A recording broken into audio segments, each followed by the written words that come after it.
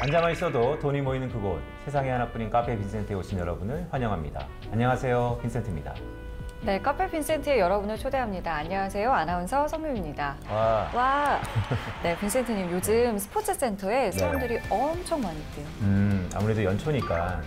근데 문제는 그 운동이 1월에는 막 했다가 2월, 3월에는 이제 사람들이 뚝 줄어든다는 게 이제 문제죠. 맞습니다. 아무래도 뭐 작심삼일이라는 얘기도 있는데 모든 것을 지속적으로 하기가 좀 힘든 구간이죠. 근데 저는 또 그런 생각도 해요. 작심삼일을 하고 그 다음에 또 작심삼일 또 시작하면 돼요. 뭐 일주일 단위로 하면은 52번 정도 하면은 1년이 또 지나잖아요. 그런 전략 어떻게 생각하세요? 네, 초긍정론자 2023년도에 이런 마인드가 투자에 꼭 필요하지 않는가라는 개인적인 생각을 하고 있고요. 저희가 2023년에도 저희와 함께 첫 걸음을 시작하시면 이런 긍정론자의 마인드를 저희가 전파하는 그런 방송이 되도록 하겠습니다. 맞아요. 자, 그러면 우리 이제 오늘은 어떤 분들이랑 이야기를 나누는지 먼저 소개를 좀 부탁드릴게요. 네, 오늘은 제가 개인적으로 이 두 분의 팬이에요. 같은 금융지주 계열사에서 오신 분입니다. 한 분은 증권사, 한 분은 은행에서 근무하시는 분들인데 약간 먼저 팁을 좀 드리자면 금융지주는 서열이 있습니다. 은행이 형이고요. 증권사는 동생입니다. 근데 오늘은 어떻게 뒤바뀌었는지 모르겠는데요. 네, 오늘 이분께 인플루언서란 이런 것이다를 좀 배우고 싶은데요. 증시 각도기로 유명한 신한투자증권 강북금융센터 곽상준 지점장 모셨고요. 네, 이분은 이미 인간계가 아니다라는 얘기도 있는데 박건영 불리는 투자를 위한 1타 강사 신한은행 WN 사업부 오건영 부부장 모시겠습니다. 와. 안녕하십니까? 네, 안녕하십니까? 네, 안녕하세요. 안녕하세요. 반갑습니다. 안녕하십니까? 반갑습니다. 네.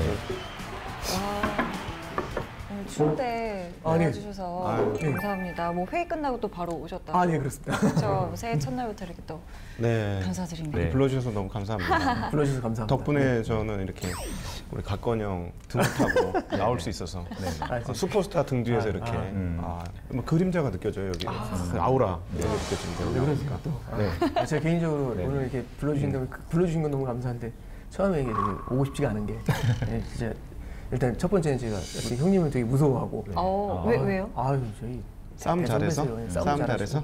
꼼짝도 못해요.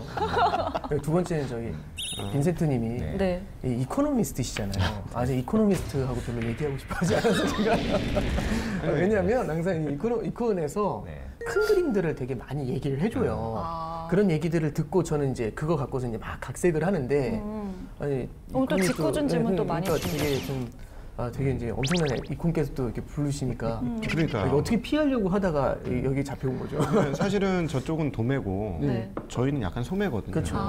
도매업자가 소매업자 불러가지고 이거 막 물어보면 갑질인가요? 갑질이 갑질인 거죠. 갑질이란다. 다 알면서 저렇게 물어보는 거 아니야? 뭐 이런 생각이 드는 거죠. 그러면서 이제 교수님 같은 분들이 대학원생한테 뭐 이런 거 물어보는 그 느낌 같은 게 너무 나죠. 그래서 안 오고 싶었죠. 두 분을 사랑합니다. 네, 오늘 저희 방송에 사실 소개가 필요 없을 정도로 유명한 두 분이신데요. 그래도 저희 카페 빈센트에서는 처음 오셨으니까 간단히 소개를 좀 부탁드립니다. 그 계열사의 큰형. 네, 큰형부터. 알겠습니다. 네, 안녕하십니까, 오건영입니다. 제가 이렇게 너무 좋은 자리에 불러주셔서 감사드리고요. 저는 이제 신한은행에 있고 WM 쪽, 웨스트 매니지먼트 쪽 업무를 좀 하고 있습니다. 또 이렇게 워낙 좋아하는 분들, 또 이렇게 존경하는 분들 사이에서 오늘 어떤 말씀을 드려야 될지 긴장되긴 한데요. 많이 배워가는 시간이 될 수 있도록 해보겠습니다. 감사합니다. 네, 안녕하십니까. 저는 유튜브 증시각도기 TV의 스태프 중에 한 명인 각도기로 불리우는 곽상준이라고 하고요. 하는 일은 신한투자증권의 강북센터에서 지점장으로서 역할을 하고 있고 또 개인 자산을 관리하는 일을 하고 있습니다. 몇몇 분들이 저보고 기관 투자자다 뭐 이렇게 얘기하시거든요. 절대 아니라는 거. 저는 제 고객들하고 운명을 같이 하는 사람이기 때문에 개인 투자자라는 거를 또 밝히면서 시작하고 싶습니다. 저는 개인 투자자하고 똑같은 입장에 있는 그런 오늘 그러세요. 고객 자산 업무를 맡고 있는 일을 하고 있는 곽상준입니다. 불러주셔서 고맙습니다. 와, 반갑습니다. 본격적으로 시작하기 전에 두 분한테 여쭈고 싶은 게 있어요. 신한의 P는 뭔가요? 신한의 정신이란? 제가 여기서 제일 나이가 많으니까 네. 신한 지주가 어떻게 성장했는지를 처음부터 본 사람 중에 한 명이 저일 것 같습니다. 저는 제가 어렸을 때 초등학교 1학년쯤에 아마 신한은행이 생겼던 걸로 기억을 합니다.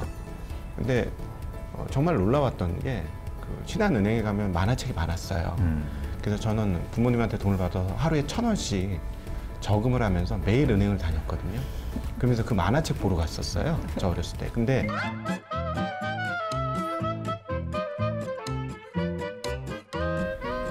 그 만화책을 보러 1,000원을 들고 가는데 모든 행원들이 일어나서 저한테 인사를 하는 거예요. 근데 저는 초등학교 저학년 꼬마였거든요. 근데 저한테 모두 인사를 하는 거예요. 굉장히 센세이션했습니다. 왜냐하면 그 당시까지 은행은 갑의 입장이었습니다. 자금을 동원해 줄 수 있는지 여부를 결정짓는 갑이었기 때문에 일반인들한테 그렇게 친절할 필요가 없었어요. 근데 신한은행의 처음은 그게 달랐죠. 그래서 저는 이렇게 생각합니다. 고객 가치 창조를 최초로 실현했던 은행이 한국에 새로운 문화를 접목시켰던 은행이 신한은행이고 바로 그 고객 가치 창출을 하는 DNA가 신한지주의 DNA다. 이 정도면 합격이죠. 네, 이 정도면 뭐 임원 인사죠. 거의 합격. 먼저 오 부장님, 아 예. 연초 바쁘세요? 예? 바쁘세요 연초? 아 연초에 뭐 그냥 이것저것 좀 네. 다니고 있습니다. 곽지현님은 어떠세요? 한가하죠. 그렇죠. 이게 요즘, 왜냐면 네, 한가합니다. 지금 연초부터 우리 분위기가 좀 심상치 않아요. 그러면 뭔가 듣고 싶고 알고 싶고 네. 그러면 사실 WN 총괄하시는 우리 오 부장님은 여기저기 미팅이 되게 많으실 것 같고 같이 한 배를 탄 이 지점 최선상에 있는 곽 지점장님께서는 계좌들이 다들 잠자고 있죠. 그렇죠. 잠자고 그래서 있어서. 약간 온도차가 다를 것 같은데 네. 그거와 결부돼서 전반적으로 좀 어떠세요? 근데 카페에서 하는 질문치고는 네, 너무 진지하지 않습니까? 너무 신기. 네. 제가 이 코너를 여기 오기 전에도 여러 번 봤는데요. 네네. 우리 빈센트님이 네네. 너무 진지한 거야. 네. 그래서 카페 같지 않고 연구소 같아요. 좀 연구소 카페인가 카페 연구소인가. 네. 좀 앞으로 좀 부드러운 진행을 좀 부탁드리겠습니다. 알겠습니다. 네. AI 버전 2. 네. 작년하고는 저는 현장에서 느끼기에 주식쟁이는 어쩔 수 없는 보유 편향이 있어요.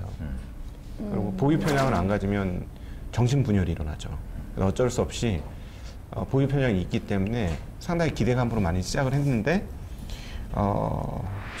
뭔가 이상한 분위기들이 다가오고 있다는 거는 좀 느끼고 있습니다. 그래서 일반 논으로 이야기하는 뭐 인플레이션이라든가 침체라든가 이런 거 외에 다른 기운이 조금 오고 있는 거 아니야? 하는 생각을 좀 하고 있는데 결국에는 시장 분위기는 이런 것 같아요. 보통 일반적으로 우리는 그 투자 심리 같은 걸 볼 때는 5% 이익하고 5% 손실을 놓고 보면 사실 5% 이익에서 느끼는 기쁨보다 5% 손실에서 오는 슬픔이 훨씬 크거든요. 맞아요. 5% 이익은 뭐 그건 당연한 건데 5% 손실이 나면 그렇거든요. 이게 이제 로스 어버션이라고 해가지고 손실에 대한 혐오 현상이 되게 큽니다. 이게 사람이 갖고 있는 본능이거든요. 근데 요즘 참 이상한 건 이 로스 어버션만큼 큰 게 포모라는 게 있어요. 이 포모는 Fear of Missing Out의 약자입니다. 그러니까 뭐냐면 나만 이 기회를 놓칠 거라는 두려움이죠. 그러니까 떨어지는 것도 무서운데요. 떨어지는데 돈을 풀어주면 밀어 올리는 걸 이 밀어 올리는 걸 못 먹을 리스크. 이 두 개가 다 무서운 거죠. 그러면 어떤 게 있냐면 이게 무언가 이 보유 편향하고도 같이 엮이는 건데 보유 편향을 갖고 있는 건 뭐냐면은 이게 튀어오를 거지 않습니까? 반드시 튀어오를 여태까지 10년의 역사를 보면 반드시 튀어올랐는데 이거 괜히 지금 던졌다가 이걸 못 먹으면 나는 어떻게 해야 되나 이 두려움도 굉장히 큰 것 같아요. 그래서 예전에는 이 로스 어버션이 굉장히 컸는데 이 두 가지가 아주 팽팽하게 맞서고 있는 지금 현재의 단계인 것 같아요.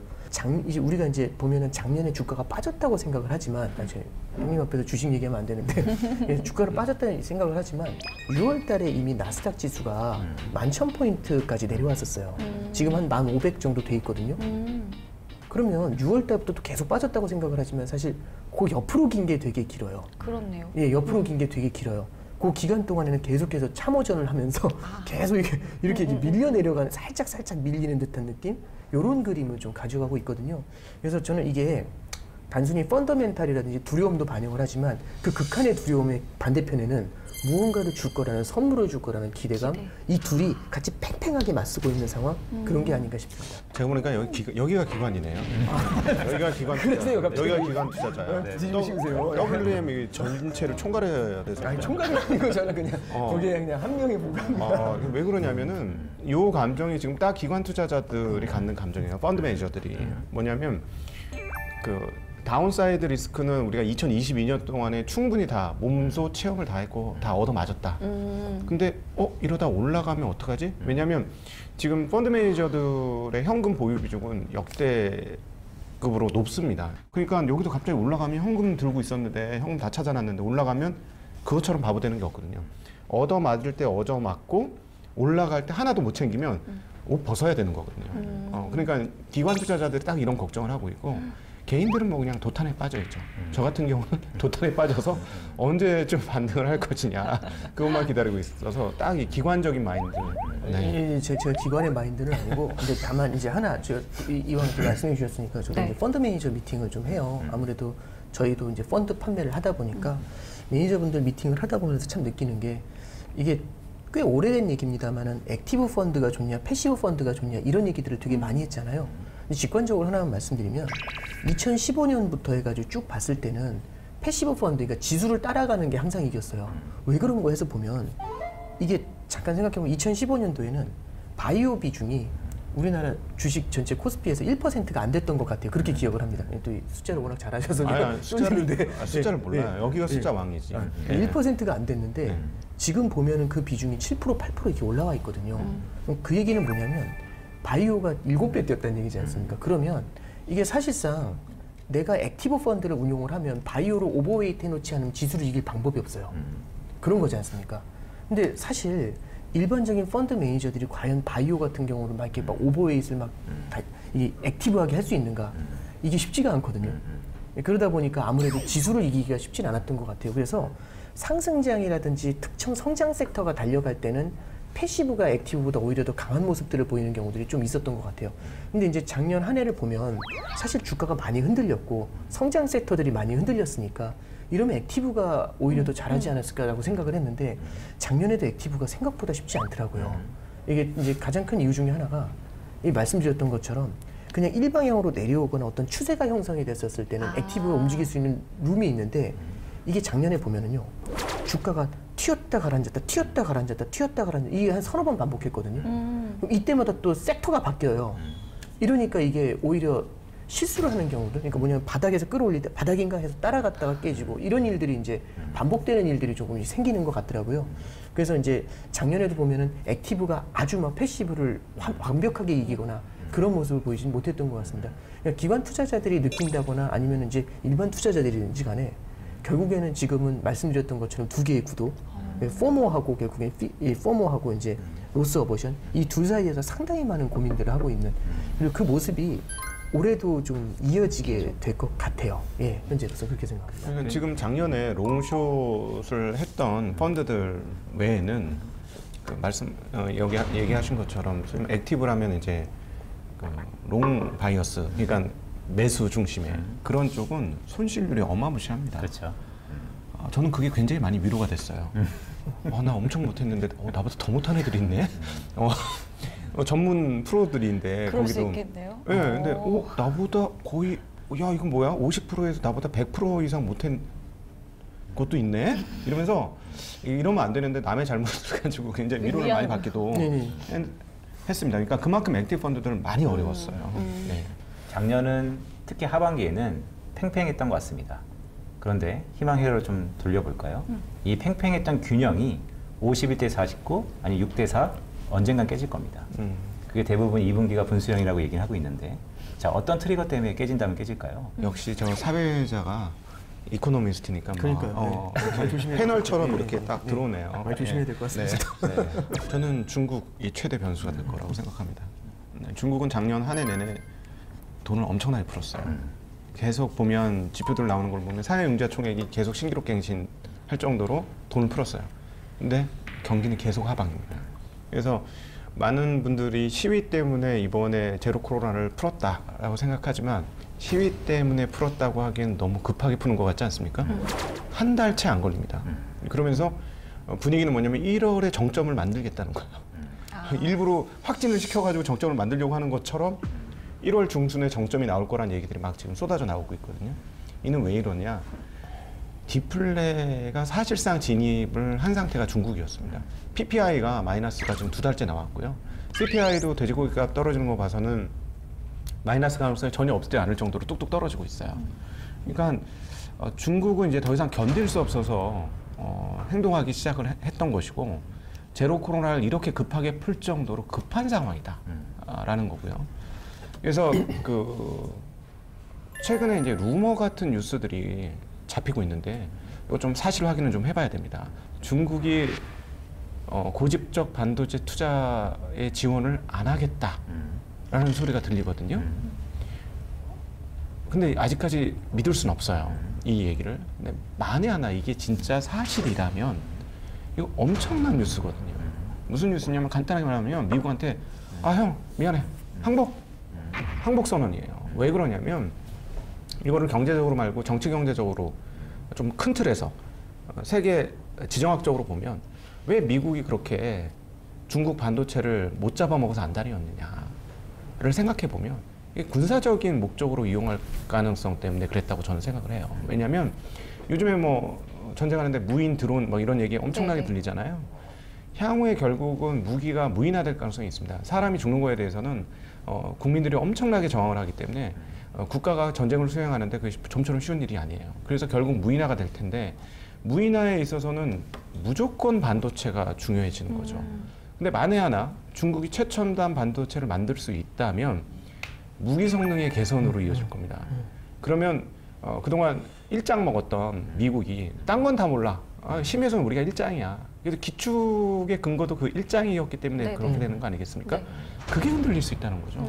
그러니까 이걸 더 이상 볼 수가 없었던 거예요. 얘네가 미세 공정으로 진입하는 거를 봐줄 수가 없었던 거죠. 그래서 저는 미국이 반도체를 그렇게 중국 반도체를 그렇게 막았다. 그리고 다른 나라까지 네덜란드까지도 힘으로 누르는 건 바로 이런 근거가 있었기 때문이 아닌가라고 생각하는데 지금 중국에서 약간 이상한 얘기가 쏟아져 나옵니다. 물론 미국의 희망 회로가 돌아가는 건지 모르겠습니다만 만약에 이것까지 진도가 나온다면 전혀 다른 상황이 그러니까 2022년도에 2023년을 바라보면서 예상했던 모든 것들이 다 뒤집히는 그런 일들이 벌어질 수도 있어서 중국 변수가 23년도에 상당히 큰 변수가 아닐까라고 저는 생각합니다. 변수는 중국인데 중국이 최근에 반도체에 대한 그 투자의 온도를 약간 숙이고 있다. 네. 그러니까 투자를 좀 덜하고 있다. 근데 그게 미중 간의 관계의 좀 개선으로 나타날 가능성이 있다. 그렇죠. 라는 말씀을 주시는 건데 네. 이런 시각도 있어요. 미국이 중국과의 미중무역 분쟁을 천명한 지가 2018년 2월부터니까.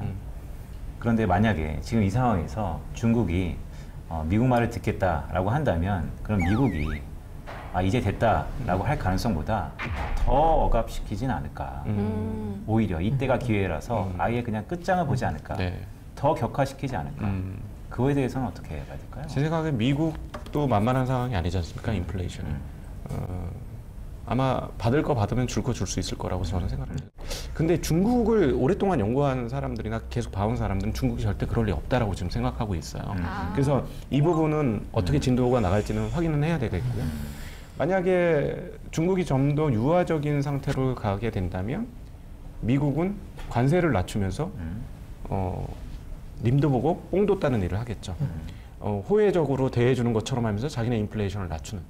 근데 최근에 조금 이런 생각을 하게 한 이유는 이번에 새롭게 외교부장이 된 사람이 상당히 강경파로 알려져 있었습니다. 근데 미국 사람들 존경해 이런 얘기를 하는 거예요. 너무 신기한 거예요. 그래서 과연 이게 어떻게 앞으로 전개될 건가가 올해 상반기에서 가장 중요한 이슈라고 저는 개인적으로 생각합니다. 아니, 저는 이제 방금 전에 말씀해 주신 것 맥락 맞춰가지고 이제 중국 좀 말씀을 좀 드리면 이제 물가라는 게 되게 이슈지 않습니까? 네. 이제 우리가 이제 하나를 좀 볼 게 있는 게 많은 분들이 그 생각을 하세요. 그러니까 주가가 많이 내려오면 사면 된다. 왜냐면 떨어졌으니까 산다. 그렇죠. 이제 로직이 하나가 빠진 것 같아요. 주가가 떨어져서 올라간다는 게 아니라 주가가 떨어졌을 때 경기 부양책이 나오니까 오르는 거거든요. 그러니까 이건 로직이 하나가 들어가 있어야 되는 거지 않습니까? 근데 이제 주가가 떨어지면 일반적으로 나오니까 끌어올리는 건데 맞아요. 이게 나오는 이유는 디플레이션 상황이라서 돈 풀기가 크게 부담이 없어서 나올 수 있는 거예요. 근데 인플레이션이 있으면 네. 돈을 못 풉니다. 그렇죠. 그러니까 뭔가 문제가 생겼을 때 수술을 해야 되는데 당뇨가 있으면 뭐 수술을 못하는 경우들이 많이 생기거든요. 근데 지금은 예전하고 달라진 게 인플레이션이 지금 이렇게 상존을 하고 있으니까 이게 떨어지더라도 밀어내지는 못하는 거죠. 근데 우리는 이게 밀어낼 거라는 기대를 계속 갖고 가는 거지 않습니까? 근데 이제 그래서 인플레이션이라는 관점에서 잠깐 보면 미국의 소비자 물가 지수가 지금 많이 내려와서 7.1%예요. 유럽 같은 경우도 지금 뭐 9%대 이렇게 조금 내려왔거든요. 8%대, 9%대 이렇게 나오고 우리나라 같은 경우도 소비자 물가 지수가 5%대예요. 그리고 일본도 3.6%입니다. 중국의 소비자 물가 지수가 2%대 초반이에요. 이상하지 않으세요? 그러니까 사실 이게 사실은 이게 예전에 금융위기 전에 중국 매크로 봤던 분들은 그때는 중국의 소비자 물가 지수가 8%, 9%, 10% 이랬거든요. 일본은 거의 바닥에 붙어 있는데 그러니까 지금 이 그림이 너무 신기한 거예요. 이게 중국에서는 중국이 결국에는 제일 먼저 통화 긴축으로 돌아섰던 국가인데 언제부터 돌아섰냐면 20년도 8, 9월부터 긴축으로 전환해요. 그때 연준은 실제 양적 완화를 더욱더 가열차게 가져갈 때였어요.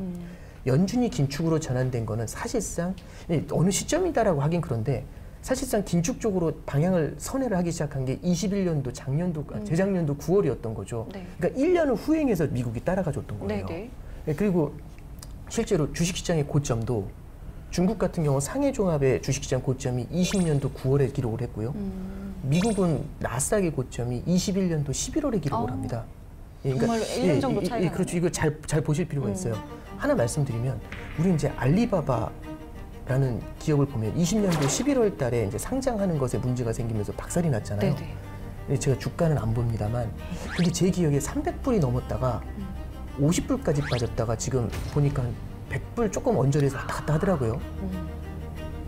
근데 사실 50불에서 100불로 올라온 것도 신기한데 일단 워낙에 힘들지 않습니까? 네. 근데 잠깐 보면 이게 작년에 엄청 많이 빠졌거든요. 다 올라가는 그 장에서. 이제 뒤집어 생각을 해보면 나스닥 같은 경우도 테슬라를 보면 안 빠질 거라고 생각했는데 400불이 넘던 게 지금 100불까지 빠졌잖아요. 네네. 비율을 한번 잠깐 생각해보죠. 300불에서 60불까지 빠지면 80% 빠진 거죠. 400에서 100이면 75% 빠진 거 아니에요. 우리는 그 생각을 했잖아요. 중국은 끝났고 미국의 시대다. 좀 이상하지 않나요? 그러니까 돌이켜보면 조금 이상한 그림들 그리고 이제 그 뒤에는 또 제가 어떤 걸 말씀드렸냐면 60불, 50불까지 빠졌던 게 또 100불까지 올랐지 않습니까? 네. 다 끝났다고 생각을 하는 거예요. 그러니까 이제 우리가 이제 그런 관점에서 한번 잠깐 생각을 해보는 거죠. 중국은 그래서 긴축을 다른 나라보다 먼저 했어요. 그리고 금융시장이 뜨겁게 달아오르는 걸 제일 먼저 시켜버렸거든요. 네. 대수만관이라고 해서 돈이 풀려져 나가는 걸 다 쥐어버렸습니다. 그래서 다른 나라하고 달리 사실상 뭐라고 할까요? 선제적인 긴축을 했다라고 볼 수가 있겠죠. 선제적인 긴축을 한 효과는 물론 부동산 시장을 무너뜨리는 효과들도 있었지만 만약 부동산 시장이 컨트롤이 가능하다라고 한다면 지금 인플레이션이 제압이 돼 있는 거예요. 인플레이션이 제압이 되면 통화 완화를 할 수가 있습니다. 돈을 풀 수가 있어요. 이제부터. 근데 이제 한 가지 문제가 있죠. 금융시장이 개방돼 있는 상태에서 돈을 풀게 되면은 다른 나라하고의 금리차 때문에 자본 유출이 나타날 수가 있어요. 근데 금리를 낮춰도 오히려 돈이 들어오는 방법이 있거든요. 어떤 방법이 있냐면 금리를 낮출 때 성장을 자극을 해주면 돼요. 그러면 금리가 낮아져도 성장이 세니까 그 성장의 과실을 먹기 위해 들어오거든요. 그런 케이스들이 그래서 달러가 막 미국의 기준금리를 올리는데도 불구하고 달러가 약하고 막 중국, 뭐 한국, 브릭스 막 날아갈 때가 2000년대 중반이었어요. 왜 그러냐면 미국의 성장이 둔화가 돼 있는데 다른 나라의 브릭스의 성장이 워낙 세면 그쪽으로 돈이 몰리거든요. 네. 그래서 이제 전 세계에서 그럼 경기 부양을 할 수 있는 여력이 조금이라도 있는 나라가 어디가 있느냐라고 한다면 중국 정도가 되지 않겠나라고 생각을 하고 다만 그렇다고 해서 뭐 바로 한다라는 것보다도 중국도 결국에는 부동산 시장이 너무 많이 무너지는 걸 막으면서 이게 다시 뛰어오르는 것도 제압을 하고 싶을 거예요. 그래서 상당히 오랜 기간을 이어가면서 이 부동산에 대한 열기를 식혀가는 과정들 그리고 중국 주식에 대한 열기를 식혀가는 과정들 중국 주식이 2015년도에 5,000포인트로 고점 기록한 다음에 지금 7년, 8년이 지났는데 3,000포인트예요. 그래서 중국 상해종합 투자한다고 하면 다 이러시거든요. 그렇잖아요. 마이더 딥이 없어요. 네. 그러니까 이제 이게 말씀을 드린 거는 저는 부양을 할 수 있는 희소 가치가 중국 쪽에 좀 있지 않겠는가, 매크로 차원에서 봤을 때 그런 생각이 이제 1번 있는 거고요. 두 번째는 그럼에도 불구하고 중국도 조심해야 되는 게 미국의 금리가 굉장히 높다라는 겁니다. 성장이 어느 정도 자극이 세게 될 수 있는지에 대한 확신이 없는 거잖아요. 그렇죠. 그런데 이제 미국의 금리 차가 너무 높은 상황에서는 함부로 부양을 했을 때는 위안화 가치가 떨어지고 자본 유출이 나타나는 우려가 있어요. 근데 이제 한 가지 좀 저는 작년 하반기에 좀 어떤 희망을 봤냐면 10월 11월에 G20 재무장관회담하고 G20 정상회담이 있었습니다. 네. 거기서 화두가 됐던 건 두 단어예요. 스필오버하고 스필백이라는 단어가 화두가 됐어요. 스필오버는 미국이 금리 올렸을 때 다른 나라가 힘들 거 아니야? 이게 스필오버고요. 근데 이제 그런 반론이 가능하죠. 미국이 걔들 왜 신경 써? 근데 스필백은 그 나라들이 힘들면 미국을 또 때리는 거 아니야? 아, 그럼 이런 신경 써야죠. 부메랑 같은 네, 거. 그렇죠. 부메랑처럼 다른 나라가 힘들어지면 미국을 때리게 되니까.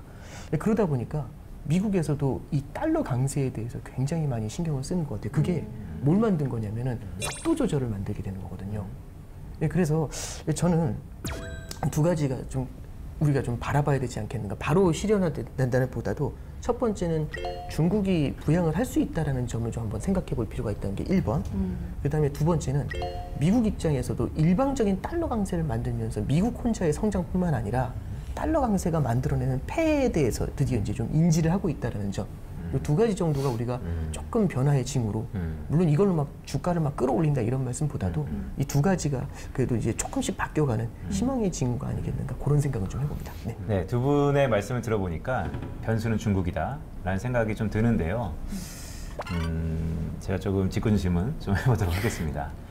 자, 중국이 변수라면 결국 중국으로 인해서 나타날 인플레이션에 대한 의견이 좀 분분할 것 같아요. 그런데 제가 약간 복선을 깔아드리면 판의 변화 때문에 예전처럼 중국 경기가 좋아진다 하더라도 원자재 수요가 그렇게 크지 않을 것이다. 왜냐하면 가공무역은 끝났기 때문에 라고 보는 시각이 있고, 아니다, 중국이 내수 부양을 해야 되는데 가공무역을 하지 않더라도 원자재에 대한 수요가 다시 한번 인플레이션을 일으킬 것이다. 이 의견이 좀 팽팽한 것 같습니다. 어떻게 좀 보세요? 먼저 지은님. 원자재 가격에 대한 자금은 충분히 있을 것 같습니다. 제대로 활성화만 되어진다면. 근데 이제 의외로 활성화를 보는데 시간이 좀 걸릴 것 같아요. 지금 저는 이제 중국 시장을 계속해서 관찰해 왔기 때문에 그 입장에서 보면 중국이 부양을 한 게 지금 부양을 하는 게 아니거든요. 작년 내내 부양을 했어요. 계속 부양을 하는데 부양이 안 되고 있습니다. 그리고 부동산도 쉽사리 올라가지 못하고 있고요. 그래서 부양을 하더라도 우리가 실제적인 효과를 보는 데까지는 시간이 조금 더 걸릴 수 있을 것이다. 그리고 실물 경기는 만만치 않을 것이다. 이 제로 코로나를 이렇게 급하게 풀어도 그게 이제 우리 피부에 와닿는 데까지는 또 몇 개월이 더 필요할 것이다. 이렇게 보여지고요. 그래서 뭐 최근에 보면 당연히 그 제로 코로나 했음에도 불구하고 유가가 지금 올해 들어 저점을 향해서 방송 찍는 이 시점에 그렇게 되잖아요. 그럼에도 불구하고 시간이 지나서 활동성이 강화되고 소위 말하는 뭐 리커창 지수나 이런 것들이 올라오게 되면 뭐 원자재는 분명히 자극을 할 수 있을 것 같고요. 그럼에도 불구하고 세계 인플레이션을 자극을 할 것이냐.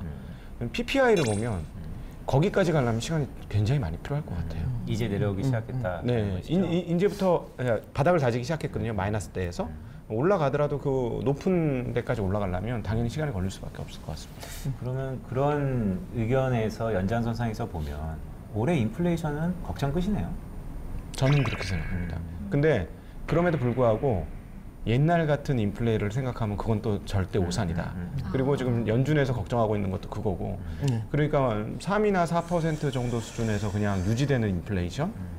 그래서 금리도 안 내려가는, 금리를 못 내릴 정도 수준의 인플레이션이 그대로 유지되고, 대신에 고공행진하던 거는 뭐 상반기 안에 한풀 꺾인다. 그래서 오히려 인플레이션을 대부분 중요하다고 생각하겠지만 오히려 상반기 인플레이션 얘기 1, 2월 지나면 귓속에 별로 안 들릴 수도 있다라는 거고, 역시나 최대 변수는 유가. 그렇게 될 거예요. 부장님 어떠세요? 그러니까 저도 이제 지금 인플레이션 관련된 말씀을 좀 드리면, 결국엔 이제 그 기고 효과라는 말을 쓰기가 좀 애매한데, 그러니까 결국에는 이제 올해 상반기에는 그 물가 자체의 절대 레벨은 분명히 내려오게 될 것 같아요. 그래서 9.1에서 지금 7.1로 미국이 내려왔는데 이게 더 내려오는 건 맞는 것 같아요. 근데 그 나머지가 이제 문제인데 말씀하셨던 것처럼 4, 5% 레벨에서 거기서 과연 더 밀어내릴 수 있겠는가? 여기에서 이제 잠깐 생각을 해보면 여기서부터 이제 만나는 결국엔 악재는 그러니까 우리가 설거지 같은 걸 해도 그냥 물만 끼얹어도 내려가는 게 있지만 물 끼얹어서 안 나가는 게 있잖아요. 기름때 아니면 이제 저기 치즈 이렇게 맞아요. 그 렌지 돌려서 붙어 있는 거 이건 이제 스크럽을 직접 해주지 않으면 안 빠지잖아요. 그러니까 9.1에서는 물 틀면 7.1이 되거든요. 빠져나가는 게 있으니까. 그럼 이제 이 속도로 다 뺄 수 있냐? 그게 아니라 이제 스크럼 준비하면 이게 팔걷어야 될 때가 나오거든요. 그게 이제 4, 5% 정도의 인플레이션 레벨로 내려오면 거기서부터 밀어내릴 때는 분명히 그 단계에 오게 될 것 같아요. 아마 상반기 정도에는 어쨌든 물 뿌리는 효과가 분명히 좀 나타나게 될 것 같은데 그 이후에 결국에는 이제 뭐 다이어트로 따지면 말하면 뱃살 빼는 거거든요. 그러면은 그렇죠. 빠지고 그러니까 기존에 빠졌던 속도만큼 빠지겠느냐? 그러진 않을 것 같아요. 그리고 연준도 그 부분에 대해서 분명히 인식하는 것 같고 그래서 이제 아마 4% 언저리에까지 물가가 내려오고 나면 그때부터는 좀 오래 버티게 되지 않을까라는 생각을 하고요. 여기서 이제 나타나는 이슈 중에 하나가 저도 좀 고민하는 거예요. 지금 이제 중앙은행에서 제일 두려워하는 건 인플레이션이 고질병이 돼서 사람들의 마음속에 기대 인플레이션이 만들어지는 게 무서운 거거든요. 기대 인플레이션은 어떻게 만들어지느냐?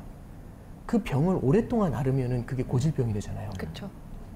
그럼 우리가 인플레이션을 얼마나 오랫동안 겪었냐면 2%가 넘는 물가를 21년도 3월 달부터 이미 물가 목표를 넘어섰지 않습니까? 2년이 다 돼가요. 2년. 그럼 기침을 2년 동안 한 거거든요. 그러면 2%를 조절하면 그렇죠.